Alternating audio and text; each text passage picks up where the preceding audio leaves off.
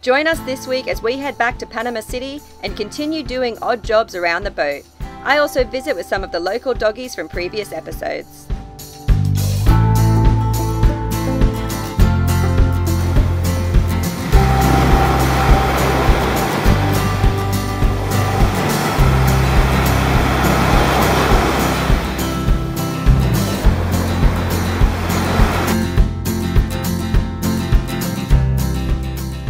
We said our reluctant goodbyes to Las Perlas with a promise to return soon in August, but we were looking forward to sailing back to Panama City.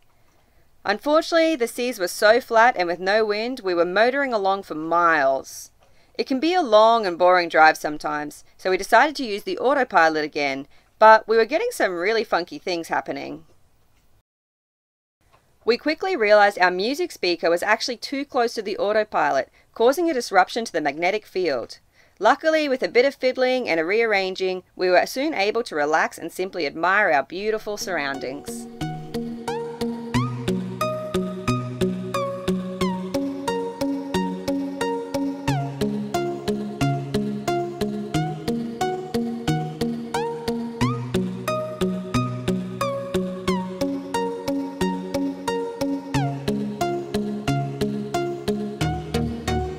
Things quickly got interesting though, as we were visited by the most beautiful wildlife.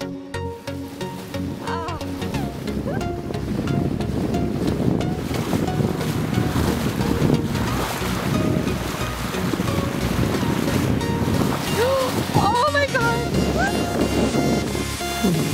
Oh my god!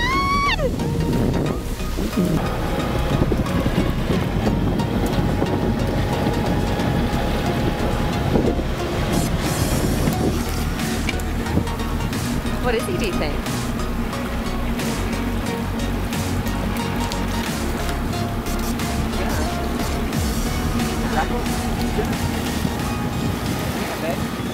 Woo!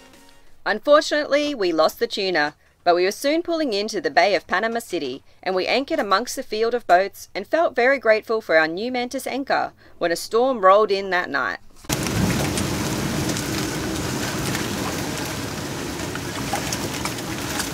Think we're holding well? Oh, yeah. That's not so bad. Bit of wind, bit of rain. It's Yay, right. back in the city. Welcome back to Brisas. In the morning though, we felt a little too close to our neighbours. Little close? Heaps of room. Oh my god. Oh, Anna Christina. We picked up anchor and quickly found a new spot with a lot more room.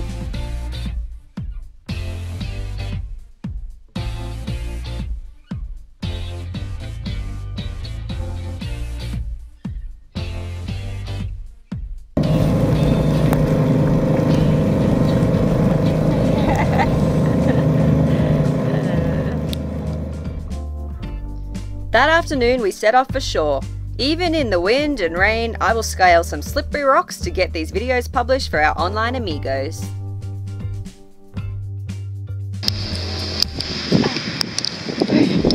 Made it, but I just missed the bus by like 30 seconds, so I'll walk up to another area. Maybe put some shoes on so I look remotely presentable. But I can't complain too much, as I found some really pretty places through the city that I can get some free Wi-Fi to publish our videos and do all our online jobs. We also needed to head to shore to collect more diesel. We have 2 5-gallon jerry cans which we walk the kilometre down to Flamenco Marina. Happens to be the location of one of Joel's favourite boat shops, and he can never resist going in for just a quick look.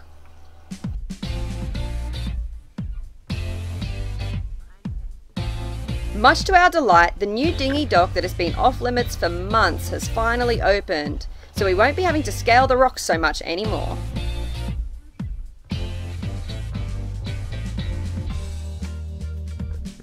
It has been a week of computer work for me. I've been calculating all the numbers that we need for our Las Perlas trip in August. It's not really my forte, all this business stuff, but I think we've worked it all out. and we're hoping to do 75 animals, spay and neuter surgeries over the islands of Viveros, Esmeralda Village and Pedro Gonzalez. And we've spoken to a local organisation, Spay Panama, which I've worked with before, and we're going to collaborate on it, which is going to be really awesome because it means we can achieve a lot more than we would have been able to achieve on our own. So yeah, hopefully it's all worked out. We're looking at having to raise around $600 to make it all happen, but I'm going to put an order in this week with my good friend Steph at the Family Vets Clinic and get the ball rolling. So it's getting exciting, it's happening.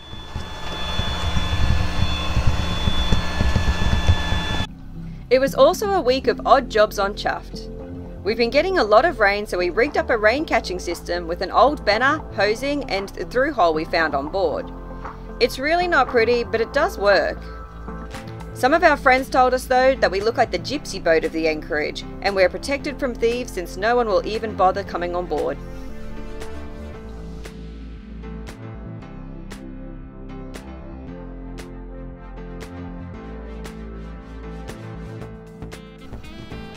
Another thing on Joel's to-do list was combining the bilge pump hoses. One exited up out of Chuffed into our cockpit, which was far from ideal, so Joel decided to attach it to another hose to exit out of a through hole. Working in tight spaces means you have to get creative, including passing the hoses out through tiny windows for more workspace. Just put a little detergent on so it just slides on a little easier. Very tight fitting hose.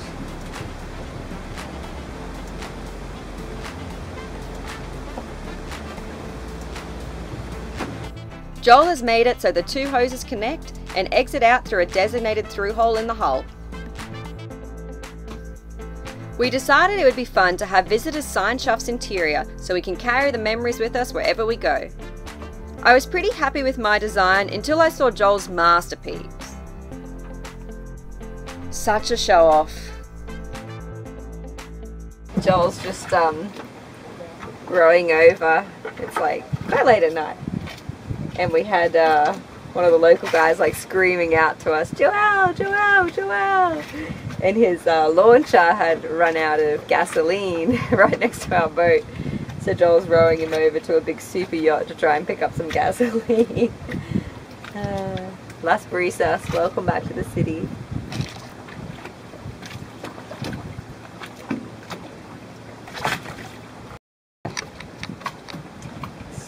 Old mate Carlos wanted a bit of gasoline, but it's the wrong type. He needs just pure gasoline, nothing with oil in it, because we've got a two-stroke. So I got him a little dinghy. We rowed over to the big yacht over there, and that worked out pretty well. He got a ride back. Everybody's safe and sound. Good old Joel. I was also able to follow up with some of the local doggies, including Brisas' new puppies, who are 2 weeks old. Do you think you'll be able to find homes for them all? Well, the males, they got on them, but the females, nobody wants females. Oh, really? I gave them all a quick check over, and although they are very cute and healthy, this area really doesn't need more puppies, so we're hoping to spay Brisas when the pups are a little older. We also hope we can do the female puppies, because this might increase their chances of getting adopted. Checking over 9 puppies takes a bit of time, but it's moments like these I really love my job.